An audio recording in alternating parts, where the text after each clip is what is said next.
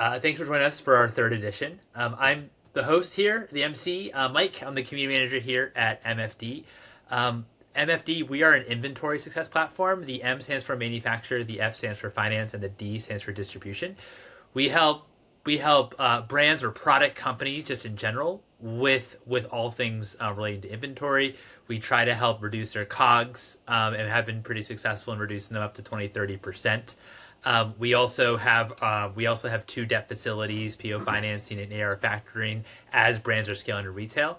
And on the distribution side, we also help brands get into retail or get into more retail or figure out if they do have excess inventory, how to actually sell that excess inventory. So without further ado, I want to introduce you all to Pranay and Hamaad.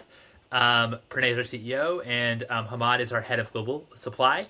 And they're both thinking about this every single day in terms of these tariffs, what obviously it means for our companies, and as well as a macro lens. We work in all different types of industries, so food and bev, beauty, personal care, construction, apparel, electronics. It's where we kind of follow the full gambit. So any tariff is very, very important for us as a business. So Pranay and Hamaad, welcome. Thanks so much for being here. Hey, thanks for having us. I love Tariff Thursdays. Keeps us in business while this administration's in here. So thank you so much for having us. Thank you, Pranay and Hamaad. So just to give a recap, when we did our first session, the big takeaway really was about the 10% hike on China, but not really. That really wasn't maybe well, that's what happened. But the real crux of it was there was actually the exemption of Section 321. That exemption actually going away. That was the big kind of eye opener when it comes to this tariff and why it was so big. So in Section 321, it means that any goods, that's the value of the goods that you're importing, if it's under $800, it was exempt from all tariffs from China. That exemption goes away. So there are now tariffs on any product in China. Now, in Part 2, Trump's administration actually brought back that exemption, at least temporarily, because customs couldn't control imports. Which makes sense. We didn't really have the infrastructure here to actually do it. We discussed in the Section 2, most notably, will these imports, will Trump actually again stop Section 321 and kind of revert what he previously wanted? Or will he actually keep that exemption? I think it was kind of decided by Pranay and Hamaad that within 6 months or a year, that exemption is going away, and that we're no longer going to have that kind of section for 321. If that's fair to say, Pranay, Hamaad. I think that's about right. I think there were a few things we kind of got right and a few things we kind of got wrong. I think that the exemption on 321, I think Hamaad and I both talked about how, if you took that exemption away, people would have a rough time adjusting to the new exemption and actually figuring it out. But we also talked about how, taking away the exemption on 321 would essentially reshore a lot of the 3PL and the fulfillment, and that the smaller companies would not have that much of an impact, but the larger companies or medium and larger companies would have a huge impact. And we've actually seen that play out because they haven't actually taken away 321 yet. Right. No, exactly. Put a tariff and then took it right away. And then they're like, we need time to implement all this, even though the USPS ran a lot of bans and, CBP ran a lot of bans and stuff like that. But at the end of it, Temu and Shine are still working and they're still operating. Amazon has doubled down on their 321 program, and they've built a warehouse in Hong Kong, and nothing really changed on the 321 side. So I don't know if it's because they rushed into it and decided that they had to do it by June, or because they had some kind of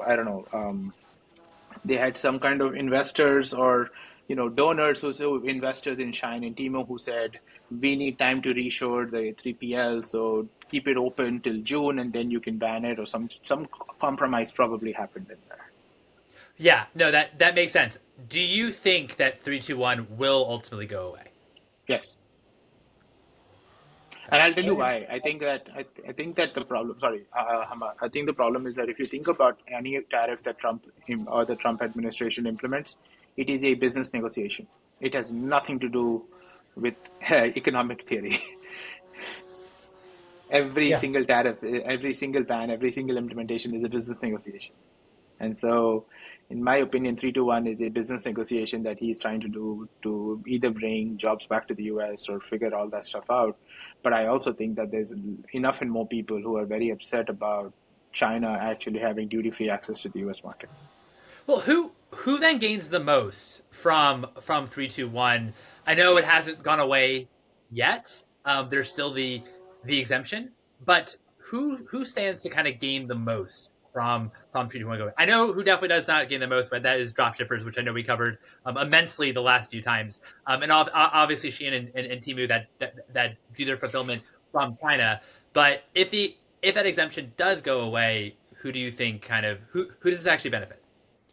I mean, before we jump into who benefits, think of the U.S. companies that are going to lose, right? So if you're Yeah. making margin on shipping from Hong Kong to the United States, and you're FedEx or you're DHL or you're some air freight carrier that moves these goods at high speed in short amount of time, there goes an entire piece of revenue that you had been planning on, to the tunes of hundreds of millions of dollars, right? So that's something to be concerned about. I'm sure that those companies are having conversations with government officials saying, hey, how do we, or at least having strategy sessions on figuring out How do we protect our business? exactly, how do we protect our business, and how do we then get in on the action once those 3PLs, as Pranay had said, move stateside, and start to get that business. But those margins, and they may be better margin, and maybe they've calculated that and they're going to say, okay, well, we'll be okay.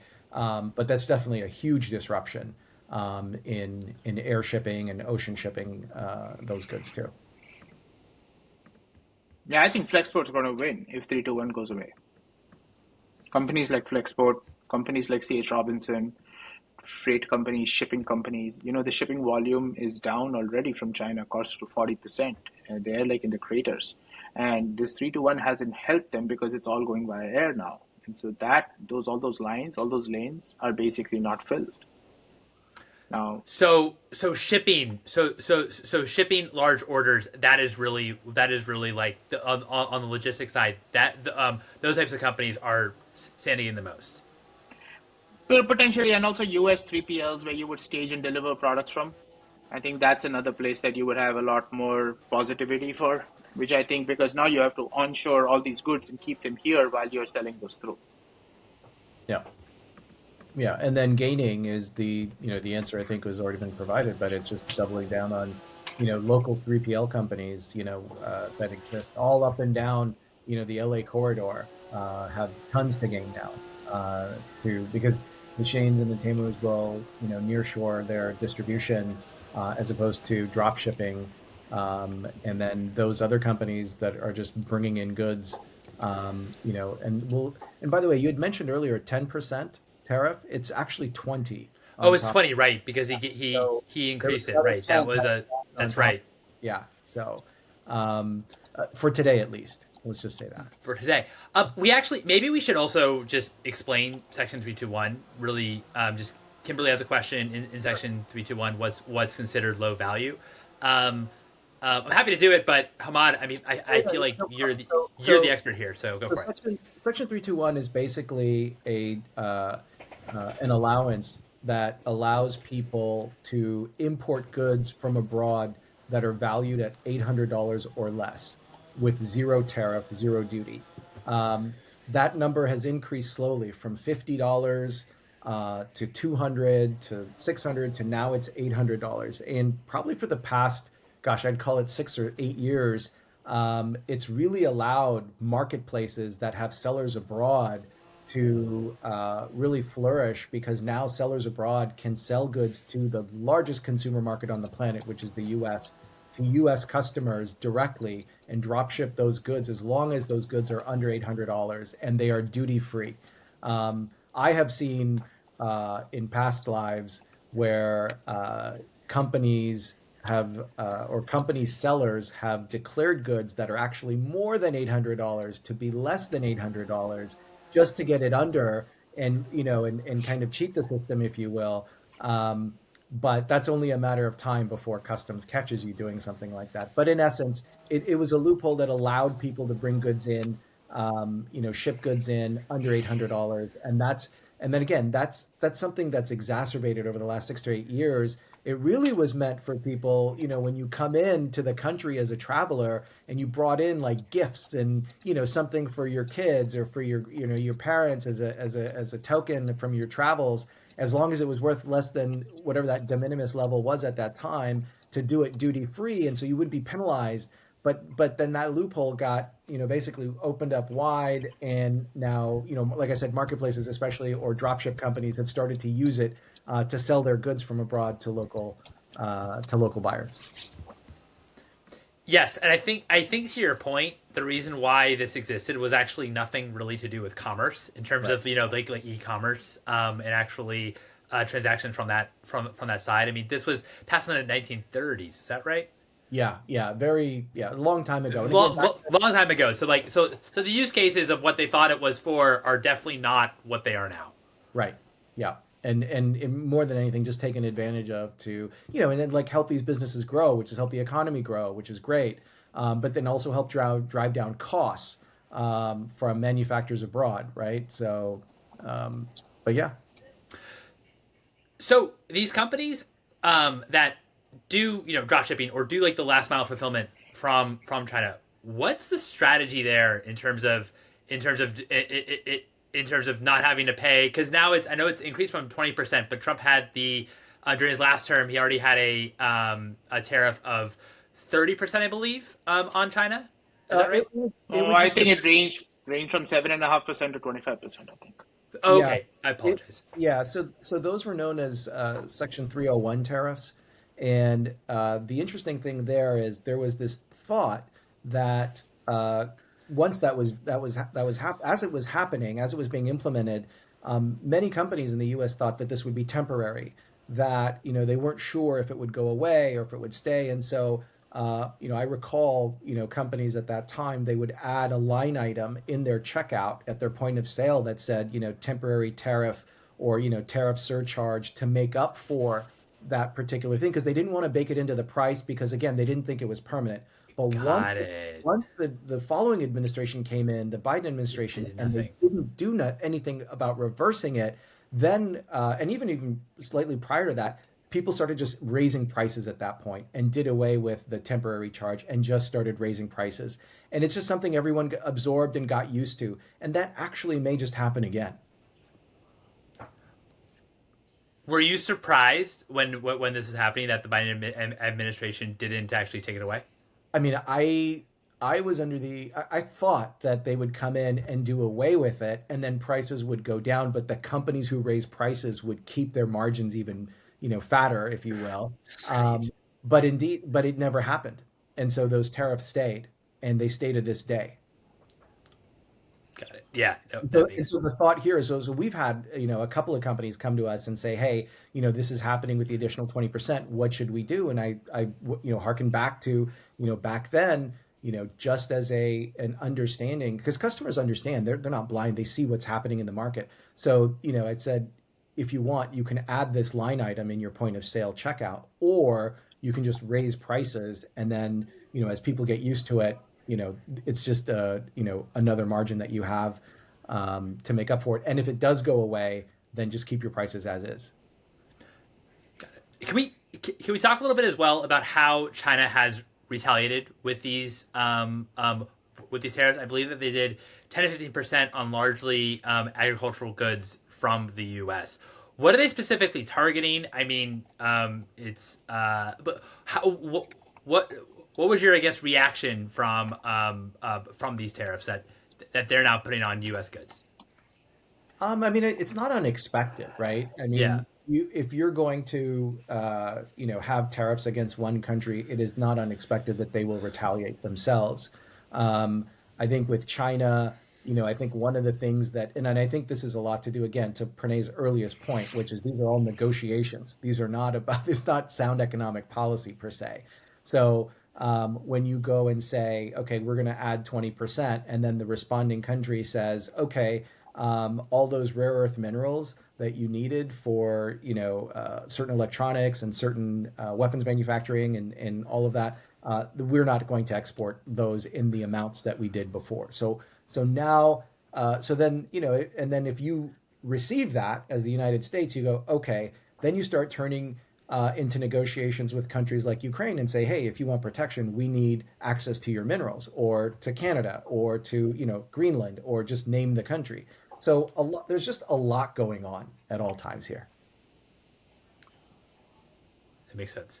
I Renee, think the do you thing, agree with I that? think the thing that we've basically seen, and this is what we said in the last meeting, is if you're a small business that's buying $1 million of product, you have no control on what happens in these businesses in this way. You have no way of actually, working around these because it is so volatile and it's so unreal.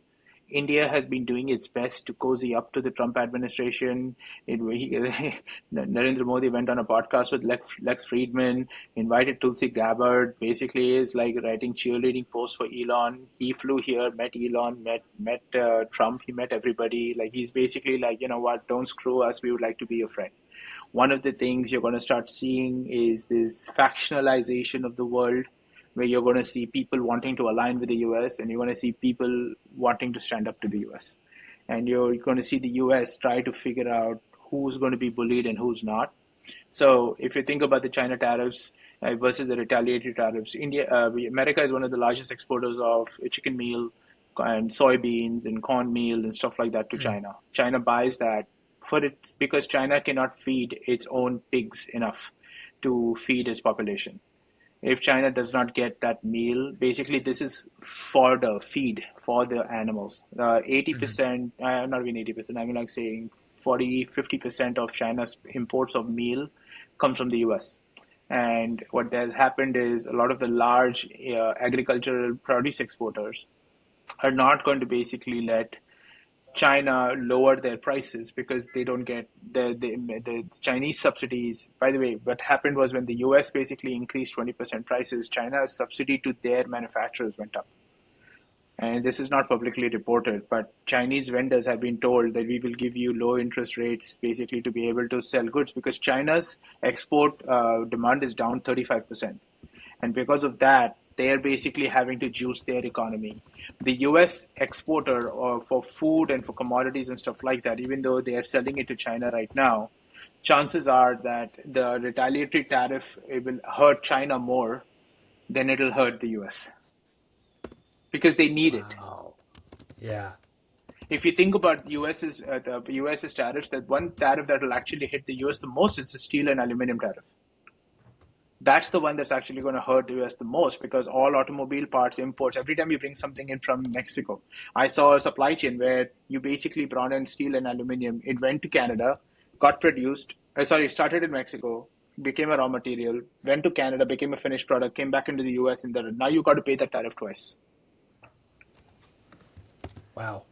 Now you got tariffs on Canadian and Mexican goods at 25% and then 10% on Canadian energy. So, hold on. Tariffs on USMCA compliant goods temporarily halted till April 2nd. So, maybe if it's USMCA, you don't have to get those tariffs. So, if you're GM or Ford or Chrysler that's created manufacturing plants in Mexico, manufacturing plants in Canada, and you have assembly plants, and these are all your third-party manufacturers who are moving goods back and forth for you to supply to GM or Chrysler, things like that, they put a hold on that till April 2nd, but everything else is getting 25% tariffs. Wow. That's interesting. I know that you, if I remember correctly, the first couple times you think that the Canada Mexico tariffs, those are type of things that he's that not that they're not real and of course not active, but they are active. yeah they are active now. But do you think that we're going to keep tariffs with Canada and Mexico? What do you think the strategy is for those two countries, and in terms of what the Trump administration is looking for? So I have a feeling like Trump is trying to figure out who his friends are. And Trump is trying to figure out who his friends are through enforcing these tariffs to see what happens. People feel pain from tariffs. You will see the companies that are weaker, countries that are weaker, feel the pain and buckle first. It's a question of who's going to blink. So I think you're going to be in a game of cat and mouse until June. Because remember, Trump's only been in office 3 months, less than 3 months. Trump joined Jan 20th. And so he's only been in office 60 days. Feels like freaking forever, but it's only been 60 days. So you have to understand that he's still testing and like trying to figure out what works, what doesn't work. His commerce secretary, his finance secretary, all of those people are trying to figure out what works. The big goal for this administration is to force the Fed to bring interest rates down. So when they refinance $36 trillion of debt in June, they don't have to pay the current interest rate, they can pay a lower interest rate. So one of the ways tariffs will be used is I'll take my steel and aluminum tariffs off if your government buys my debt. I'll take my China and Mexico tariffs, my Mexico and Canadian tariffs off if your countries buy my debt.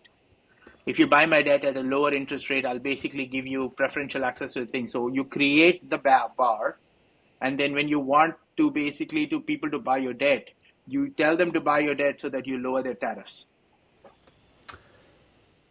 Got it. Because I mean, so far, at least Canada has done retaliation tariffs against the U.S. But I guess to your point, it's kind of whoever blinks first in terms of whoever I guess feels it the most, which, and then see if there's a deal to be had when it comes to actually lowering the tariffs. Canada is less than 20% of U.S.'s imports. The U.S. is probably 75-80% of Canada's imports. It's not even close. Canada's going to feel a lot more.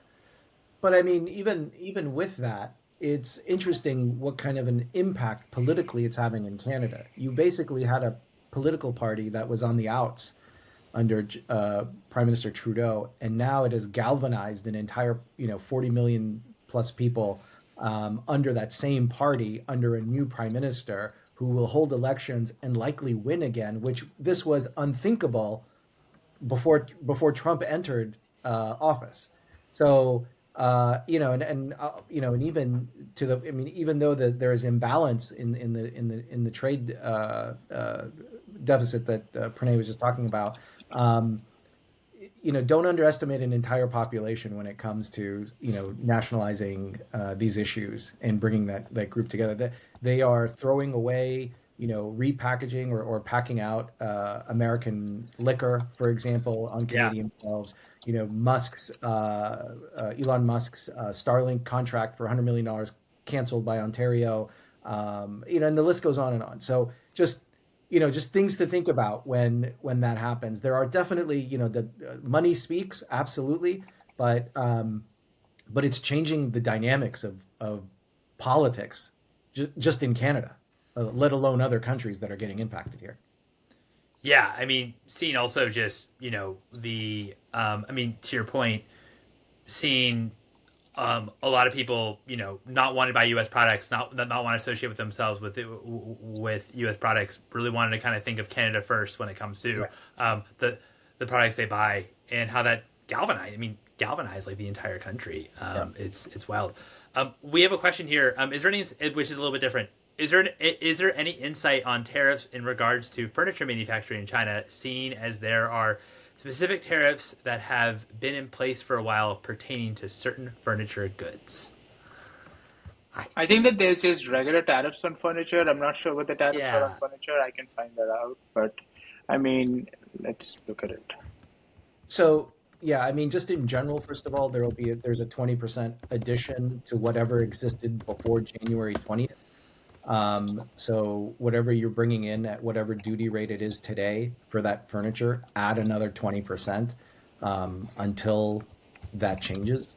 So I don't know, beyond Pranay, what you see there that you're looking up. I think that there was a previous 10% tariff and then another 10%, so it's 20%. And so that's the new tariff. And then what's the import duty rate and section 301 tariff on furniture from China. The thing that these tariffs are like affecting a lot is because furniture, if furniture was a zero duty rate interest, zero duty import, and now you have to pay 20% on it, chances are you decimated your margins because you've never paid duties. Right, right. And then if it's, and also I think it depends if it's a dropship furniture versus you're just bringing it in and then reselling it to a distributor or whatever. Because whether it's on COGS or sales price is also something to consider on that. Um, Yeah. this other question from Yeah, there's Glenn another question too about from Glenn. this is interesting. So we're looking at moving our factory from China to Cambodia or Vietnam, but worried that the tariff will expand to these countries. Your thoughts? So just really quick, and we'll get Pranay's thoughts on this too. But yeah, the administration has made no bones about it that the tariffs that they are introducing is not just China, is not just Canada, not just Mexico, but other countries are lined up as well for retaliatory tariffs. So Vietnam and Cambodia can fall into that at any point. Secondly, you really need to analyze the cost of moving from China to Vietnam or Cambodia to see if it even makes sense. So yeah, great. You're going to save 20% off the get-go, but down the road, if Cambodia and Vietnam get added another 10%, was it really worth it, even with the savings in labor and the savings in tariff that you would have had? So I know, Pranay, you've got a formula that you use usually about moving supply chains.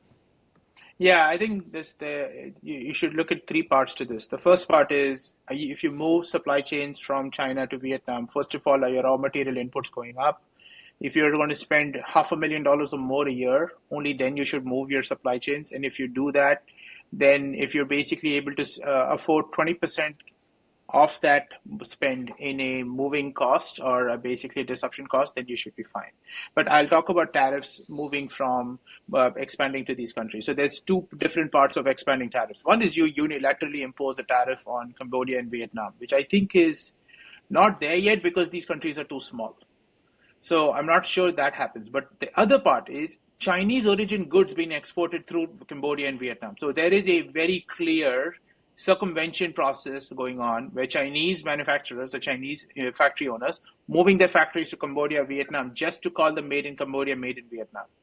Now, there is a way for a Trump company or Trump administration to go to these countries and say, if you have Chinese origin material. So, for example, what would happen is, let's just talk about cabinets or furniture to keep going. Let's say the metal components are brought into Vietnam and they're just assembled in Vietnam, but they're technically Chinese materials. We're facing this problem now where you have to create batteries, lithium-ion batteries. And our customer is saying, if you can basically get lithium-ion batteries that are not Chinese origin, we will be able to escape tariffs because they're planning to impose tariffs on Chinese origin batteries no matter where they are used in the world. So if a Chinese origin component is basically brought in and the Vietnamese company did not disclose that, there could be retaliatory tariffs that are self-imposed by Vietnam and Cambodia because otherwise the US will say, if you don't do it, we'll do it for you. So one is you buying goods that are being completely produced with country of origin in those countries. And you've got to figure out whether your dollar value actually justifies it or not. But the second is if you have Chinese origin products that are being sold into these Vietnam and Cambodian countries and then being assembled there and shipped as made in Cambodia, made in Vietnam, you could have Chinese tariffs follow that because of origin rules. Wow. That's really tough. And they're doing it now because Vietnam is actually starting to do this because when you import goods from China to Vietnam, there's like almost no duty because they buy it under components and there's a huge amount of corruption in there. So Vietnam government itself is starting to say, if you're a Chinese company, you've got to do a certain amount of work in Vietnam. You can't just buy goods and then rope it back to the US. Thailand has this problem. Cambodia has this problem. Vietnam has this problem. Laos has this problem.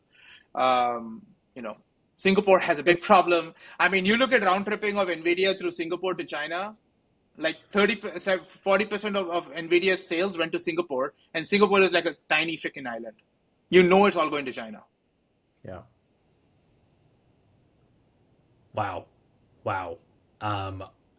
So you really have to be careful when it comes to everything that you actually in your entire supply chain, where actually all of the raw materials or even everything actually comes from. No, Because it you actually depends could on get tariffed with something. it depends on the product and depends on the raw material. Electronics for sure, but it also depends on if you are actually converting the product. Like for example, you could buy raw materials and turn them into finished products in China, in Mhm. Cambodia, in Vietnam. Then it So changes. whether the US actually directly imports tariffs on these countries yet is to be seen because they're too small of countries. But if you they find out that China is using those countries to circumvent tariff, 100% they're going to get tariffed. Wow. So these countries are starting to self-police themselves before somebody else comes in and tells them to do it. By the way, Vietnam is on the approved list. Vietnam and South Korea are the two South Asian countries approved for government supply into the US. Interesting. Okay. Okay. So if you have a factory in Vietnam and in South Korea, the DoD can buy from you. Wow. That's wow. That's very interesting. Wow. Um, I wanted to also. I don't think yet we have. Um, I want to also talk a little bit about you think Trump's strategy or the strategy with the EU, too. There's EU is regulating U.S. tech companies, and it seems like Trump might counter this with tariffs. Um, what are your thoughts on in terms of what the U.S. strategy is with EU? I understand, Pranay, like what you think the ultimate strategy is in terms of who are our friends and who are our enemies, and also who maybe can also buy our debt ultimately in terms of trying to make a deal. But what do you think the strategy is in terms of dealing with the EU? I think it comes down to energy and defense. I don't think he's got Okay. any other agendas there. I don't know. Hamaad, what do Okay. you think? Yeah, I think it's that. I think it's also protecting U.S. tech interests, right? If you look at who Mm-hmm. showed up at the inauguration, it was a who's who of tech, and that's not by mistake, right? So they've got their interests, and absolutely, if I had, penalties in the hundreds of millions of dollars, I would definitely try to make a play to see how we can mitigate that. And the best way to do it is through policy. And so, and I think that's also, I think, one of the reasons that the Trump administration is looking at this is to say, hey, let U.S. tech companies play in Europe without getting all of these fines. Like you read about it all the time. Google's fined hundreds of millions of dollars. Facebook's fined and it's Yeah. usually some violation of some new law that they've come up with in Europe. And so yeah, I think that's also part of the whole equation here. That makes a lot of sense. That makes a lot of sense. There's a lot going on. Yeah, in terms of why. Same question to importing wood fiber from the Azores. Is that just Is that a question or is that just a comment? Might just be a comment. okay?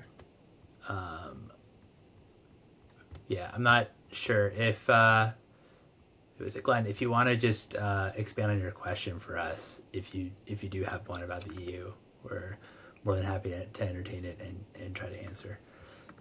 I don't know if we've covered the idea of retaliatory tariffs, but we do know that the EU imposes more tariffs than the US does. We just don't talk about it. Yeah, Yeah, on U.S. Well, I mean different goods. I saw that they imposed quite like a big tariff on like whiskey and U.S. alcohol, right?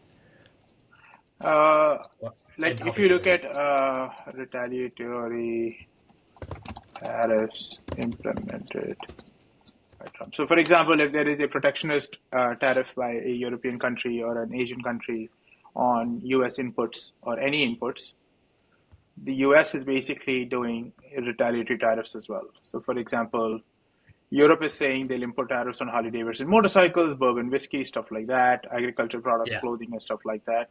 And so the Trump has said that if you put a tariff, I'll put a tariff.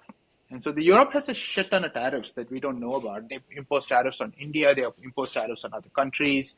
They have most favored nation clauses. They basically offer duty-free access to some countries and not to other countries. So those are all forms of tariffs and import restrictions. And so if Trump starts going to town on saying, if you basically allow less duty-free access to mine than I do to yours, then we're basically going to do the retaliation as well. Got it. Thanks for that explanation.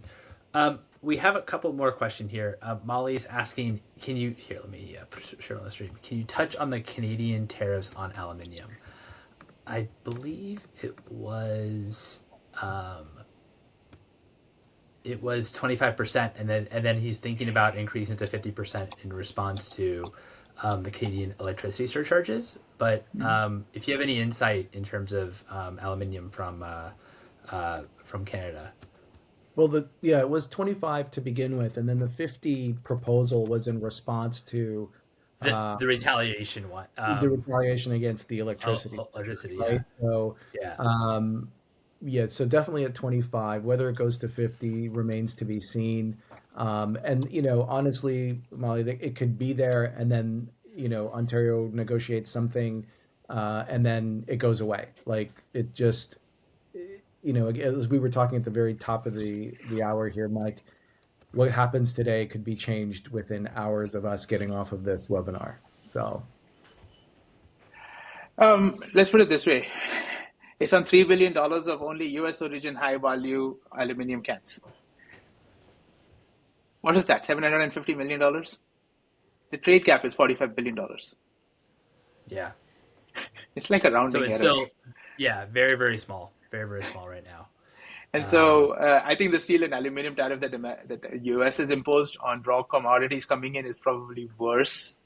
It actually hurts America worse on their own tariff, because if you're buying commodities in and you basically bring in hot rolled coils or something like that, and you're basically turning it into finished goods, your construction industry is screaming because you can't buy rebar from India or rebar from China anymore. That basically goes into every construction material process. That is a bigger problem than China telling you that, hey man, we're going to charge you 25 cents more on every aluminum can.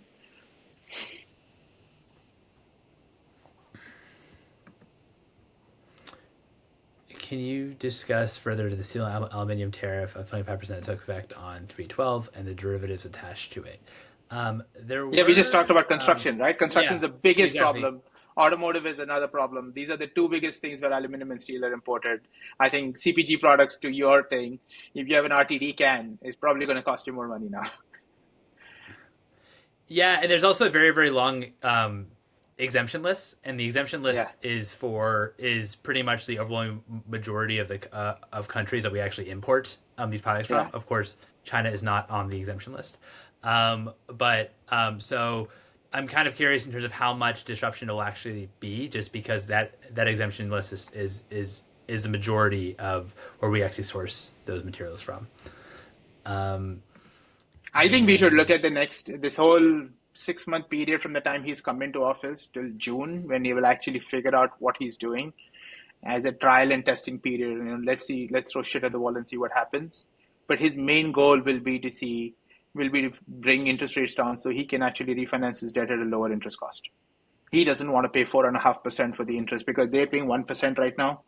You try to refinance that debt at 4%. Now suddenly your cost of interest as a percentage of GDP goes shooting up, and he's going to be in shit. That's his big problem. We have this other take in terms of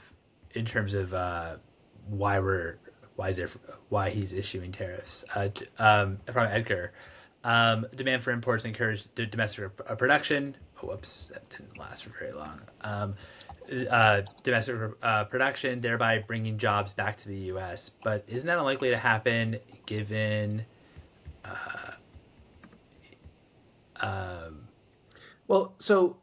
I've read this. So I read this question. This is something we talked about in the past.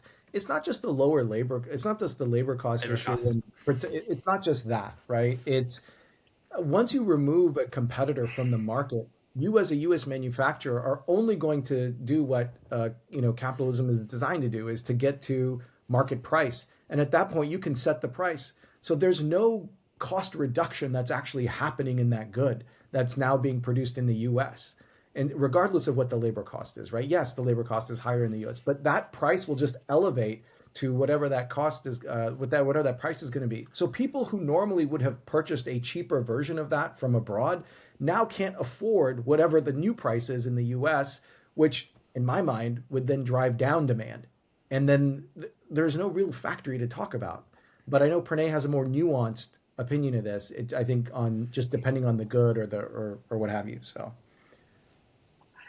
I think you can drive a lot of light manufacturing in the US in the right places with the right gross margins, with the right automation, at the right people, at the right SMB level. And I probably have an unpopular take, which is, the US could do a little more hard work to actually make its own products. I do think that it's a 3 to 5 year transition. It's not a 3 month transition, though. yeah, there's no factory, Mike. Like when we talk about, some semiconductor company has invested $100 billion in the US and they're going to open up fabs. That's not happening tomorrow. That's years in the making, right? That's after this administration is gone, will that be there? And I think we touched on this before. The product that they'll make here will likely not be the ones that have the most sensitive IP, right? They'll keep that close to the vest at their origin country as opposed to having it manufactured here. So light manufacturing, Pranay. I know that we touched on this in the first webinar, but just in case if people are joining now that weren't there in the first webinar, can you talk specifically about which categories that you think are ripe to actually return to the U.S. when it comes to manufacturing? Yeah, I think so. We're trying to build a blueprint for US manufacturing, and we're trying to figure out how to work with startups who have created manufacturing technology. So think of chemicals manufacturing, food manufacturing. Chemicals includes supplements, includes liquids, includes solvents, includes cosmetics, pharma, those sorts of things. You think of food manufacturing, which could be co-manufacturing, frozen, prepared foods, pet foods, those sorts of things. You think of electronics assemblies, which is PCBs, chips, components, 3D printing, that sort of thing. And then you think about light assembly for hard goods. You can have construction materials, plastics, metals, consumer kitting, those sorts of things. To me, those are the four kind of avenues that you can think about. There's some high-tech manufacturing too that you could do, or you could repurpose high-tech manufacturing technology to do, like, carbon fiber products instead of aluminum products and stuff like that. So there are a bunch of technologies that have been built out there, venture capitalists have invested in. Commercialization of those technologies into small, small bay industrial factories that could do $1 million a year for 25 SMBs trying to make complete finished products in the US, where you bring in components and assemble here or finished goods here. We've been getting a lot of inquiries from people who want to nearshore their manufacturing now in the US or in Mexico. And so we're starting to see what feasibility does it have to make in the US, what feasibility does it have to make it in Mexico, and those are the kinds of conversations we're trying to have. And so there is a blueprint to get there, but I think that it is a specific subset of industries with a specific training skill that people need. You don't want to build a factory that needs 100 workers. You want a factory that needs 5. And there are very specific kinds of factories that can do that. And when you have 5 workers and you can basically do, $1 million a year, each worker is generating $200,000 in output, they can get paid $70,000 a year. That's essentially the math. And you're doing it somewhere in the middle of America. Got it. That's helpful. We also have another question about the steel tariff.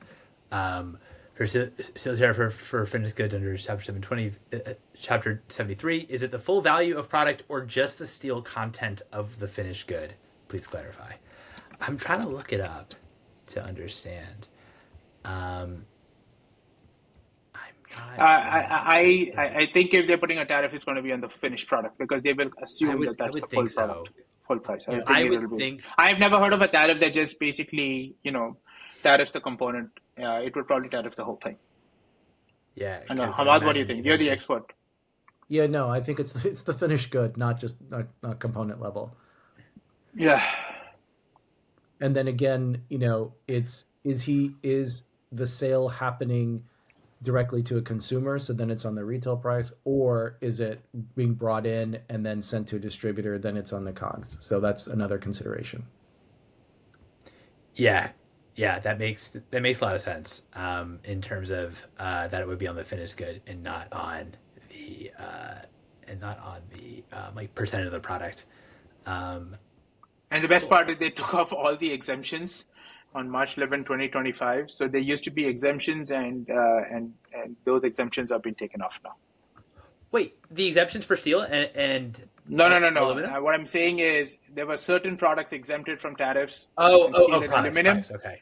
and they removed those exemptions. There were pour exemptions and melt exemptions and stuff like that. They've removed all those things, and everything's got a tariff now. Got it. That makes sense. I thought that Yeah. my whole spiel about how the countries, I thought you were saying that I was totally wrong there. No. So The opposite. that makes a lot of sense. Okay, I think we covered a lot in this one. I mean, we're gonna see where this goes, obviously, and if there's gonna be increased tariffs, what happens with Europe, and of course, if we see more to come with China and Canada. So this was how do we get in touch with you guys from Glenn. I think the best way. How about you email me? I'll give you my email. MakeItManufactured.com. And happy to connect you, Glenn, to the team. Great. Awesome. Thank you, everyone, so much for coming. This is great. Thank you so much. All right. Thanks, guys. Bye. Until next time. Bye.